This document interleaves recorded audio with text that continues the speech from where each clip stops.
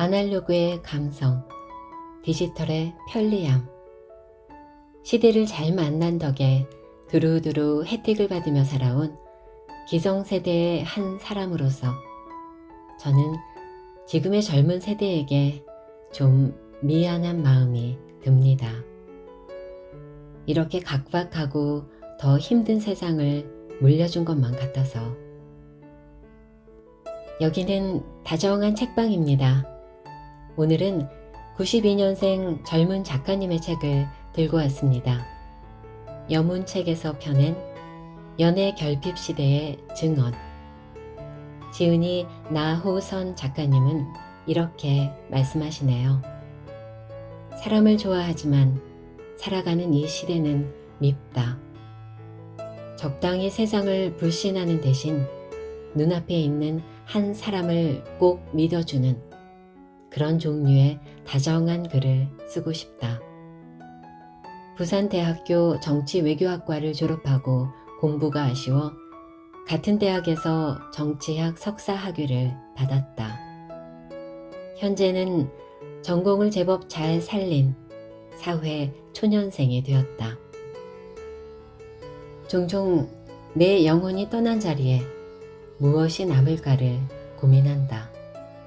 나는 그것이 삶에 대한 애착이었으면 좋겠다. 자, 그럼 다정한 책방으로 함께 들어가시죠.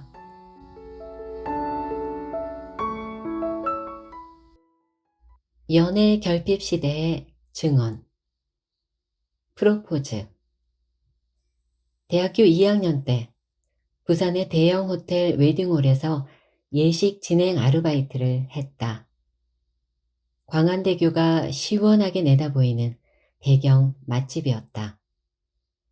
그 예식장은 아르바이트비를 주는 방식이 좀 독특했다.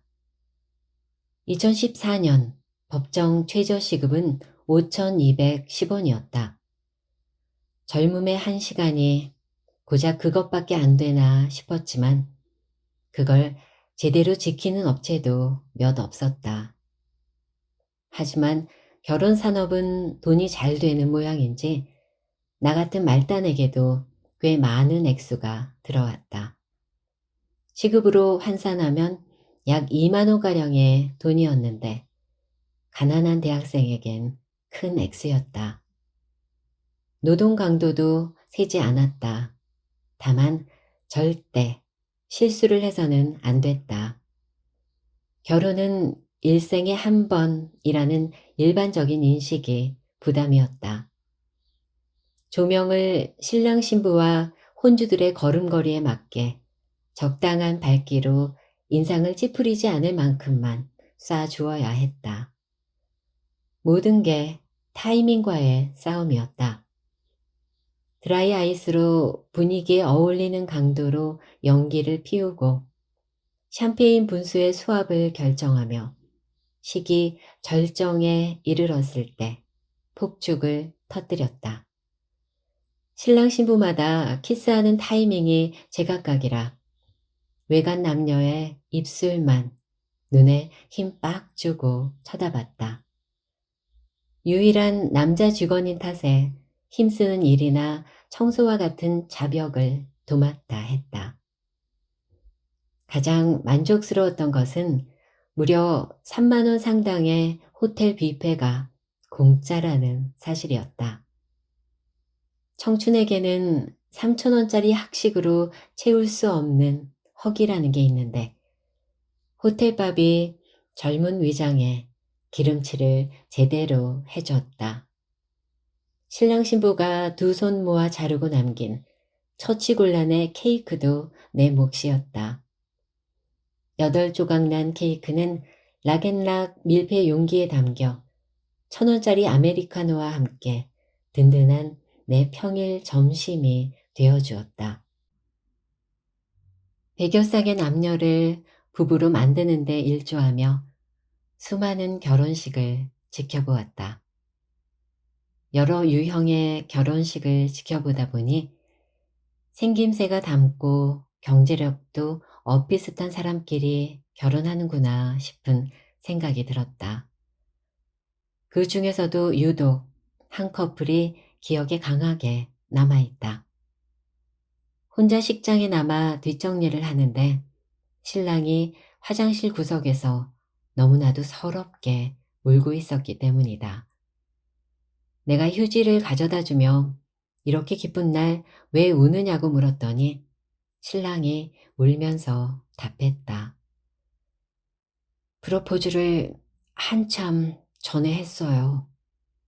가진 게 사랑뿐이라 결혼하는데 3년이나 걸렸어요. 자세한 내막은 기억나지 않는다. 양가의 반대가 극심했다고 하는데 이유는 남자 쪽이 가진 게 없고 일자리가 불안정했기 때문이라고 들었다. 가난한 부모를 둔 신랑은 어려서부터 혼자 벌어 대학까지 고학하며 여기저기를 전전했다. 같은 대학에서 만난 신부는 그 과정을 오롯이 기다려 주었다고 한다. 신부는 교제 사실을 차마 자신의 부모에게 말하지 못하다가 본인이 안정된 자리를 잡은 후에 알렸다. 그러나 신부 측 부모는 아파트가 없이는 절대 결혼시키지 않겠다고 했다. 사랑은 두 사람이 하는데 결혼은 모두가 하는 것인지 양가의 자존심 대결로 번진 모양이었다. 사회를 보던 신랑의 친형이 결혼 준비를 위해 동생이 얼마나 고생했는지 신랑의 공적을 은근하게 강조했다. 밤잠을 줄여가며 공부해 탄탄한 직업을 갖고 근검절약을 통해 차곡차곡 돈을 모아 약간의 대출을 껴서 아파트를 하나 장만했다고 했다. 그렇게 몇 년을 바친 시기 끝나버리자 고생의 순간과 허무함이 맞물려 풀려버린 긴장의 틈새에서 서러움이 북받쳐 올랐던 것이다. 가진 게 사랑뿐이라는 말은 결혼하는데 사랑 이상의 것이 필요하다는 것처럼 들렸다. 결혼은 계약이고 특히 한국에서는 지방 간 인수합병에 가깝다는 내 편견은 아마도 이때 생기지 않았나 싶다. 신랑 측의 이야기를 듣다 보니 결혼을 위해 치러야 했던 그의 고난이 왠지 남일 같지 않았다. 나는 이내 그 신랑에게 강하게 감정이입이 되었다. 신랑이 나와 처지가 비슷한 사람으로 보였고 그의 어려움이 곧 나의 예견된 미래가 될 것 같았기 때문이다.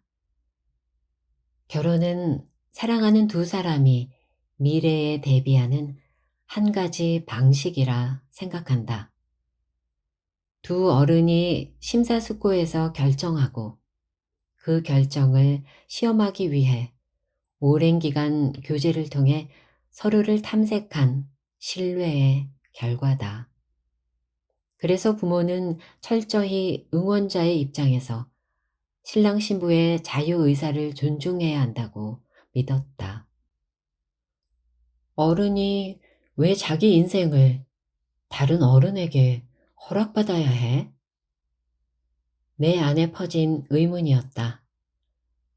그러나 좋기 100번 넘게 식을 치르다 보니 하객은 부모의 하객이었고 축의금은 여태껏 부모가 뿌린 돈을 부모가 회수하는 것에 가까웠다. 여러 부부의 탄생 서사를 주워 듣다 보니 결혼은 일종의 가족 사업으로 수렴됐다. 그래서 부모가 자식의 결혼에 왜 이리도 개입하고 간섭하려 드는지 약간은 알 것도 같았다. 결혼은 사랑의 법적 표현이다. 예식은 두 사람의 결합을 기념하고 축하하기 위해 치러지는 관습적인 증명 과정이다. 그 증명에는 많은 비용이 든다. 식장을 알아보다가 대판, 싸우는 커플도 많이 봤다. 그들이 애써 쌓아 올린 애정의 공든탑이 보기보다 견고하기를 속으로 응원했다. 동시에 일당 5만 원에 기뻐하던 나는 상대도 없으면서 결혼 비용 걱정부터 했다. 그러나 미래의 나에게서 저 정도 비용을 감당할 만한 가능성이 보이지 않았다. 아버지 자리엔 누구를 앉히지? 친척 어른들을 머릿속으로 쭉 나열해 보았다. 하객을 빌리고 주례를 빌리는 마음이 어느 정도 이해되었다. 나는 내 미래에 대한 자신감이 없어졌다. 사람들이 왜 결혼을 단념하는지 알 것 같았다. 지갑이 아픈 것보다 내 몸이 아픈 게 더 나은 삶. 대학원 석사 과정 첫 학기였다. 어쩌다 나는 내 방 거실이 있는 금수저집 딸과 이른바 썸을 타게 됐다. 처음엔 그 친구에게 관심이 없었다. 나이 차이도 아래로 6살이나 났을 뿐더러 별다른 접촉도 없었다. 그 친구는 나를 잘 알고 있었지만 나는 상대방을 전혀 알지 못했다. 어디선가 내가 발표하는 모습을 보고 반해서 1년을 내 언저리에서 맴돌았다고 했다. 처음에는 SNS 계정을 엿보다가 술김에 과감히 팔로우 신청을 했는데 내가 곧바로 마파를 해주었다고 한다. 나는 별 생각 없이 누른 것이었을 텐데. 개인 메시지로 수줍게 자기소개를 마친 상대가 만남을 요구했다. 그 정도 성이면 담례를 갖춰야겠다는 생각이 들었다. 여인의 패기에 놀란 나는 호기심이 일기도 했다. 학교 근처 카페에서 탐색전이 이루어졌다. 그녀는 원피스 차림에 화장과 향수를 버무려 한껏 꾸민 상태로 나왔다. 대화와 몸짓에서 호감이 한가득 풍겨나왔다. 모를 수 없었다. 그녀가 저돌적으로 자신의 매력을 어필하고 그에 합당한 대답을 기대할수록 나는 당황스러워 뒷걸음질 쳤다. 분위기가 무르익기 전에 나는 잠깐 브레이크를 걸었다. 당시에 나는 연애를 시작하기에 심각한 결격 사유가 있었다. 나의 결격 사유를 미리 공개했다. 그러나 그 친구는 나의 주장을 모조리 단칼에 튕겨냈다. 나이 차이가 너무 많이 나는데 오빠가 동안이라 상관없어요. 나 아직 군대 안 갔어. 저 어리잖아요. 한참 기다릴 때죠. 내가 돈이 없다. 우리 집 잘 살아요. 상관없어요. 상대의 당돌함이 내 마음을 약간 움직였다. 구애자에 대한 예의로 잠깐 얼굴이나 보려 했던 나는 상대의 강한 신호에 조금씩 없던 호감이 생겼다. 본격적으로 초록 전구에 불을 켜기 전에 나는 몇 번 더 만나봐야겠다는 생각이 들었다. 만나는 동안 많은 배려를 받았다. 안정적이고 곱게 자라서 그런지 성품도 좋았다. 화를 잘 안 냈고 내가 무얼 하건 무난히 잘 맞춰주는 성격이었다. 그렇게 그녀의 구애를 받아주는 쪽으로 내 마음이 기울던 어느 날 배가 아팠다. 급성 장염이었다. 전날 맛있게 먹은 선짓국이 잘못된 것인지 새벽에 자취방에서 영문모를 복통으로 대굴대굴 굴렀다. 거의 기어가다시피 병원에 갔다. 의사 선생님이 탈수가 심한데 약을 먹으면 일주일, 링거를 맞으면 하루 이틀이면 회복한다면서 링거를 권했다. 나는 약만 타왔다. 4만 원이나 하는 수액 가격이 부담스러웠기 때문이다. 지갑이 아픈 것보다 내 배가 아픈 게 낫다는 건 자취생 공통의 마음일 것이다. 아프다는 말에 그 친구에게 전화가 왔다. 속상하고 다급한 목소리였다. 그녀는 약만 타온 나를 이해하지 못하겠다는 듯이 타박했다. 오빠, 링거 맞았어야죠. 그거 얼마나 한다고. 몸 버리지 마요. 링거 한 방에 4만 원씩이나 하는 게 너무 부담돼. 내 하루 일당 절반이야. 그래도 맞았어야죠. 나는 감기만 걸려도 그냥 맞는데. 아프면 빨리 나아야지. 그걸 왜 참아요? 음, 이 대화를 끝으로 마음이 확 식었다. 정확한 이유는 나도 잘 모르겠다. 나에게 그녀는 이제 4만 원이나 하는 링거도 그냥 맞는 사람이었다. 과감한 지출이 고통의 시간을 아주 손쉽게 단축시킬 수 있다는 것을 너무도 자연스럽게 알고 있었다. 다만 그녀는 몸이 빨리 낫는 것보다 몇 푼의 돈을 지키는 게 나은 삶에 대해서는 아무것도 알지 못했다. 그럴 수 있는 나이도 아니었고, 그럴 수 있는 배경도 아니었으며, 그것은 온전히 나의 결핍이었으므로 상대가 그런 고민을 해야 할 이유도 없었다. 그건 타고난 성품과 잘 가꾼 매력도 어쩌지 못하는 것이었다. 그날 이후 나는 사랑의 국경도 민족도 나이도 없지만 계급은 있는 것 같다고 내 믿음을 수정했다. 그때의 나는 상대방의 배려보다 자신의 결핍이 우선이었던 어린아이였다.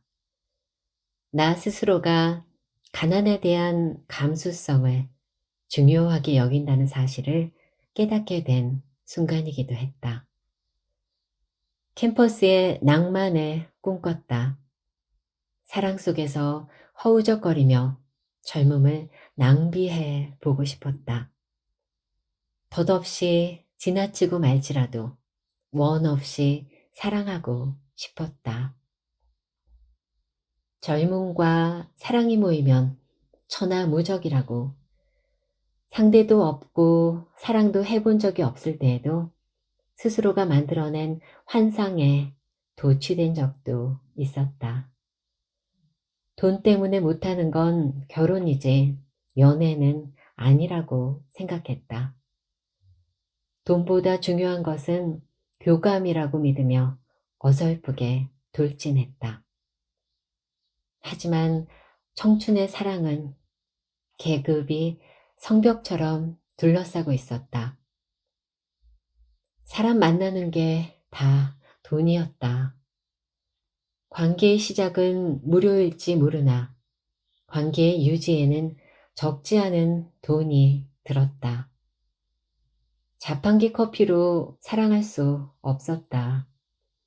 캠퍼스만 돌기에는 공간이 너무 좁았다. 분위기는 돈을 내고 사는 거였다. 한국의 연애 시장과 연애 문화가 고비용이라고 느꼈다.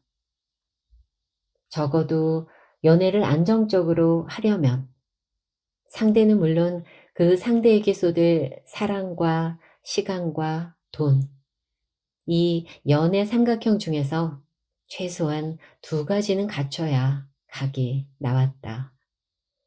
한쪽이 경제력이 부족한 경우 얻어먹는 자의 부채감은 사랑도 어찌할 수 없는 것이었다. 무엇보다 자존심이 상했다. 현실감 없는 사랑은 모두를 지치게 할 뿐이라는 교훈을 얻었다. 한때 뜨거웠던 나는 장렬하게 연애 전선에서 이탈했다. 연애 결핍 시대의 증언. 가끔은 계절이 아니라 인간이 만들어낸 봄볕이 공간을 가득 채우곤 한다. 사랑과 봄의 공통점은 누구도 그 방문을 막을 수 없다는 것이다.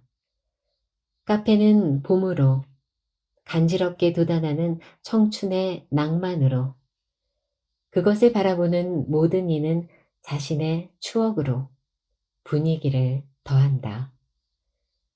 사랑의 시작은 언제나 아름답다. 오늘도 세상엔 사랑이 피어나고 지기를 반복한다. 사랑이 곧 낭만이다. 한참이나 사랑하지 않아 누군가가 마음에 들면 겁이 날 지경이었다. 네가 웃을 때마다 나는 무척이나 도망치고 싶었다. 골방에서 외로움을 앓던 나는 한때 이런 글을 썼다. 얘 웃긴다. 지금은 제 짝을 찾았다고 올챙이 시절 생각 못하고 가끔씩 어깨에 힘주며 동생들의 연애 상담을 해준다. 저마다의 고민이 있지만 남자들이 하는 고민이란 다 거기서 거기다. 상대 쪽에서도 호감이 있다면 그렇게까지 헷갈리게 만들지 않을 텐데 괜한 의미 부여로 한 세월이다. 아는 동생의 빈잔에 술병을 기울이면서 웃음기 가득한 얼굴로 현실을 직시하라며 놀려준다. 경험치가 늘어난 만큼 말도 번지르르하다. 그러나 가끔은 한때 나와 같은 고민을 하는 이들을 본다. 그때는 정말 장난을 칠 수가 없다. 외롭긴 한데 제 감정은 별로 중요하지 않아요. 지금은 바빠서 누구를 만날 마음의 여유가 없어요. 공부에 집중할 때인 것 같아요. 혹 누군가를 만나게 되면 지금은 아니었으면 좋겠어요. 괜히 소홀해져서 상처 줄 것 같아요. 그럼 미안하잖아요. 언젠가 마른 애들은 왜 말랐을까 생각해 본 적이 있다. 처음엔 단순히 그냥 먹는 걸 싫어하나 보다고만 짐작했다. 하지만 알고 보니 그냥 귀찮아서 안 먹는 거였다.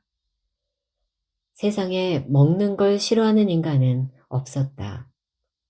이들의 삶에서 식사가 작동하는 원리는 배고픔이 귀찮음보다 클 때였다.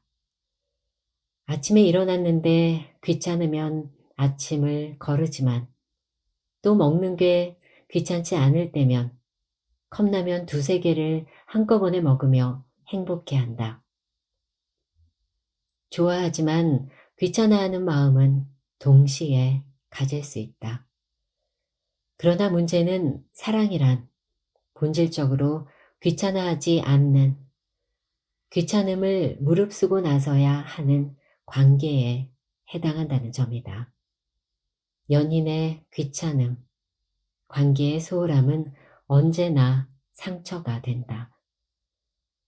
좋아하지만 귀찮은 마음을 아는 사람이라 스스로 연애 포기 선언을 하며 시험 세계, 취업 전선의 외로운 참호로 홀로 뛰어들겠다는 것이다. 나 자신도 잘 하지 못했으면서 나는 철없이 후배들에게 사랑을 권하곤 했다. 인생에는 직접 해봐야 알 수 있는 것들이 있는데 그 중에서 가장 중요한 게 연애라고 말이다. 연애는 자신의 바닥을 느끼게 해주고 여행은 인생의 가능성을 보여준다고 어디서 주워들은 이야기를 내 것인 양 일장연설을 늘어놓기도 했다. 지금 아니면 또 언제 걱정 없이 실컷 사랑해 보겠느냐고. 지금은 그 말을 거두어드리고 싶다.